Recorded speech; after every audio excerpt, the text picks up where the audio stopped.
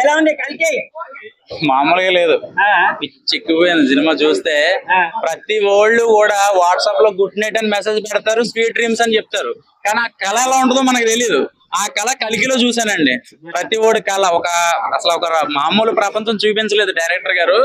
ఈ వెనకాల వెహికల్ అది ఎన్ని యుద్ధాలు చేసిందో తెలియదు కానీ, అప్పుడు అర్జునుడు పాల్గొన్న వీళ్ళందరూ ఎన్ని యుద్ధాలు చేశారు కానీ ఈ వెహికల్ ఏదో మాత్రం అదృష్టం చేసుకుంది.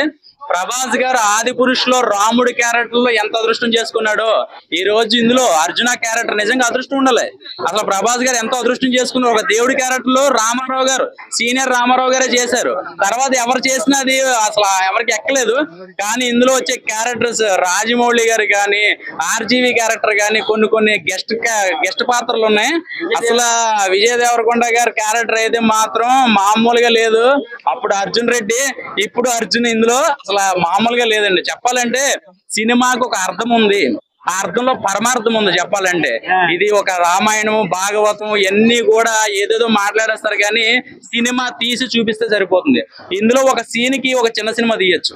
ఇందులో ఒక సీన్ ఖర్చు పెట్టే సీన్ కి ఒక చిన్న సినిమా తీయచ్చు. కమల్ హాసన్ గారి క్యారెక్టర్ అసలు ఎలా డిజైన్ చేశారంటే, అసలు ఎప్పుడు మళ్ళీ పార్ట్ 2 కాదు కదా, ఇంకో పార్ట్ ఉంటే బాగుంటది అన్న ఫీలింగ్ వచ్చింది.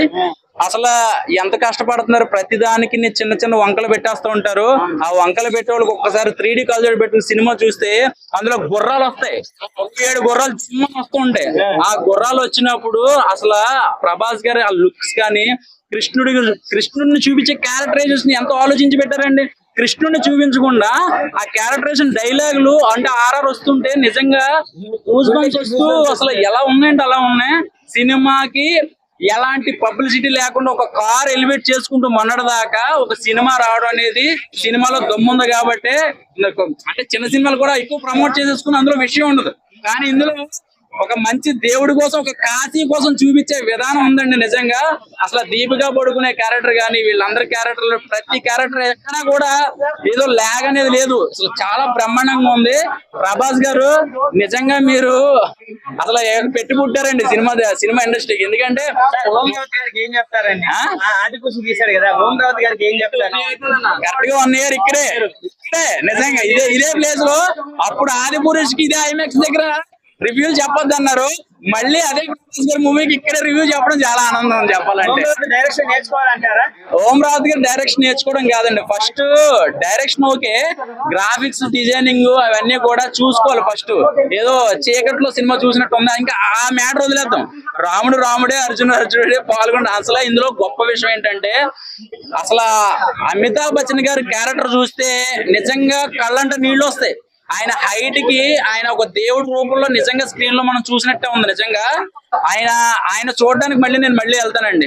అంత గొప్పగా ఆయన డిజైన్ చేశారు ఆయన క్యారెక్టర్. ప్రభాస్ గారు కామెడీగా ఆ చిట్టి క్యారెక్టర్ కానీ ఇవన్నీ కూడా ఎక్కడ ల్యాగ్ లేకుండా కొన్ని సీన్లు బ్రహ్మాండంగా డిజైన్ చేశారు. సెకండ్ హాఫ్ అయితే మాత్రం మీరు సినిమాని వాట్సాప్ లో మెసేజ్ చేసుకుంటా పక్క తుప్పర్ మీటింగ్లు పెట్టుకుంటే ఈ సినిమా అర్థం కాదు. కరెక్ట్ గా సినిమాని చూస్తేనే ఈ సినిమా మైండ్ కి ఎక్కుద్ది. ఓవరాల్ గా ప్రభాస్ గారు ఆల్ ది బెస్ట్ అండి. ఇండస్ట్రీకి రాజమౌళి కాదు, రాజమౌళి గారి స్టైల్ రాజమౌళి గారికి ఉంటది, మనోడి స్టైల్ మనోడికి ఉంటది. పునాదేశం ఎప్పుడు మర్చిపోకూడదు. రాజమౌళి గారే పాన్ ఇండియా మూవీకి పునాదేశం. ఆయన్ని ఇన్స్పిరేషన్ గా తీసుకుని మిగతా డైరెక్టర్లను రావడం అది గొప్ప విషయం. ఆది పురుష్ బాగాలేదు, రాధేశ్యామ్ బాగాలేదు అంటే కొంచెం లుక్ వైజ్ గా బాగాలేదు అన్నాడు. ఈ సినిమా గట్టిగా కొట్టారుగా. అసలు ఆ గ్లామర్ చూస్తే ఆ అన్న వాళ్ళకి మొత్తం నల్లగా అయిపోతారు అన్నమాట.